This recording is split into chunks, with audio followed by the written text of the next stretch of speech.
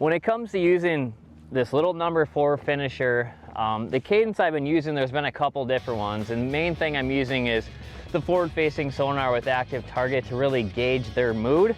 But one thing to keep in mind is this bait is very light. We had a 3/16 of an ounce. It doesn't take much movement to get this bait to pull away, and at the same time it darts pretty easily with very little movement.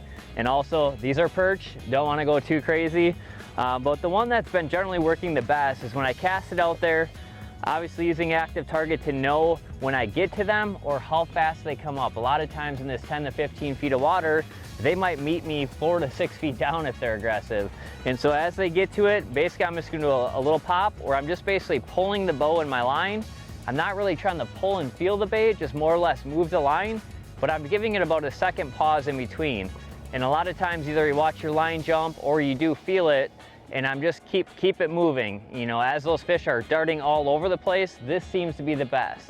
Now let's say those fish just seem to follow, but you know, just the whole mob doesn't come all at once. Then I'm gonna use this one where I basically cast it out there, let it get down into them. More times than not, you almost gotta be right on the center of the school when you utilize this if they're not chasing. I'm just gonna start shaking my line or shaking my rod tip and just keep this bait kind of moving around at all times, but it's not pulling away from them very fast. And it just seems like this is the one that all of a sudden, as you're shaking it, it just pulls tight and you have one on there. But it definitely seems to work a little better when they're not as aggressive.